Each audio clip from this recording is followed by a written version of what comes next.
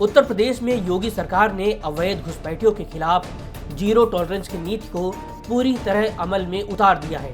प्रदेश के कई जिलों में एक साथ सघन सत्यापन अभियान चल रहा है। झुग्गी झोपड़ियों से लेकर के किराए के मकानों तक पुलिस दस्तावेजों की बारीकी से जांच कर रही है। इसका मकसद साफ है, कोई भी व्यक्ति बिना वैध पहचान के यूपी में न रह सके। उत्तर प्रदेश में योगी आदित्यनाथ की सरकार बांग्लादेशियों की तलाश कर रही है, तो दूसरी तरफ इन बांग्लादेशियों को पकड़े जाने के बाद दोबारा ये कभी भारत में दाखिल ना हो, इसकी भी एक तैयारी चल रही है। और इसी तैयारी के तहत एक ऐसा डेटाबेस तैयार किया जाएगा जिस डेटाबेस में इन बांग्लादेशियों का पूरा रिकॉर्ड होगा। ये डेटाबेस फिंगरप्रिंट और फेशियल रिकॉग्निशन के आधार पर होगा, यानी कि जो भी ऐसा संदिग्ध है, जब उसके बांग्लादेशी होने की पुख्ता सबूत हो जाएंगे, उसके बाद इनको डिटेंशन सेंटर में रखा जाएगा और डिटेंशन सेंटर में रख करके इन बांग्लादेशियों का फेशियल रिकॉग्निशन कराया जाएगा, इनका थंब इम्प्रेशन लिया जाएगा, यानी कि इनका फिंगरप्रिंट तैयार रहेगा और इनको नेगेटिव लिस्ट में डाला जाएगा, ताकि जब भी कभी इनका फिंगरप्रिंट आए तो पता चल जाए कि ये आदमी बांग्लादेशी है, भारतीय नहीं है, और इस तरह से उसकी उत्तर प्रदेश में एंट्री नहीं हो पाएगी। जितने भी लोग नेगेटिव लिस्ट में होंगे, इनका पूरा डेटाबेस सरकार के पास रहेगा, जिसमें फेशियल रिकॉग्निशन और थंब इम्प्रेशन के साथ साथ उनके सारे पुराने रिकॉर्ड्स होंगे और ये रिकॉर्ड खंगाल करके बताया जा सकेगा कि कौन बांग्लादेशी है और कौन भारतीय। साथ ही योगी सरकार उन लोगों को भी तलाश रही है जो कि इनके डॉक्यूमेंट्स बनाने में मदद करते हैं, यानी फर्जी डॉक्यूमेंट का जो धंधा है वो भी खत्म हो जाएगा और उस डॉक्यूमेंट के आधार पर भारत में रहने वाले बांग्लादेशियों का भी रिकॉर्ड सरकार के पास रहेगा। हापुड़ में देहात थाना पुलिस ने झुग्गियों में रहने वालों का बड़े स्तर पर सत्यापन किया। ज्यादातर लोग खुद को असम का बताते रहे। पुलिस ने न सिर्फ आधार कार्ड, पहचान पत्र चेक किए, बल्कि झुग्गियां हटाने की चेतावनी भी दी। सहारनपुर में तो आधी रात टॉर्च ऑपरेशन चला। पुलिस की टीमें अंधेरे में टॉर्च की रोशनी लेकर के घर घर पहुंची। आधार, निवास प्रमाण, मोबाइल नंबर सबकी गहन जांच हुई। जिनके कागजात अधूरे मिले उन्हें तुरंत सत्यापन कराने के निर्देश दिए गए।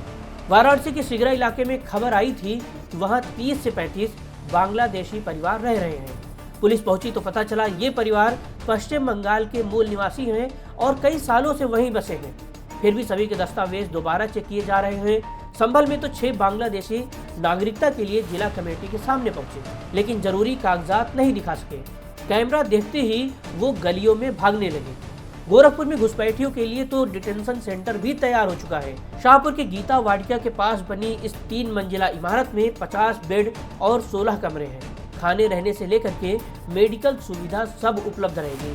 अपर नगर आयुक्त दुर्गेश सिंह ने बताया, जैसे ही कोई अवैध घुसपैठिया पकड़ा जाएगा उसे यहीं शिफ्ट किया जाएगा।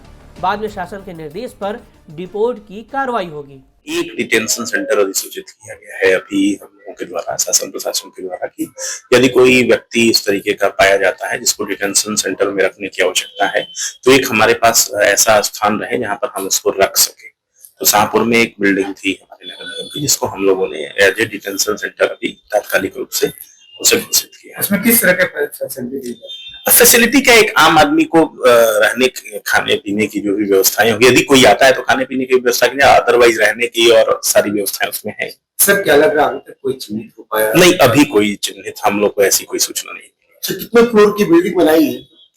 नहीं, ये बिल्डिंग ऑलरेडी बनी हुई थी। ये 3 फ्लोर की बिल्डिंग नगर निगम की है और उसमें लगभग 50 व्यक्ति रह सकते हैं, तो हम लोगों ने उसकी व्यवस्था की। सरकार का मानना है कि घुसपैठ की वजह से सरकारी योजनाओं का लाभ अपात्र लोग उठा रहे थे।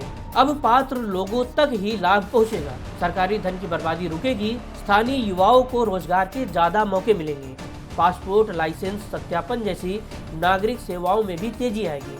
सबसे बड़ी बात, कानून व्यवस्था मजबूत होगी और लोगों का सरकार पर भरोसा और बढ़ेगा। योगी सरकार का ये अभियान अभी और तेज होने वाला है। आने वाले दिनों में प्रदेश के हर कोने तक पुलिस की ये मुहिम पहुंचेगी, ताकि उत्तर प्रदेश पूरी तरह सुरक्षित और पारदर्शी बने।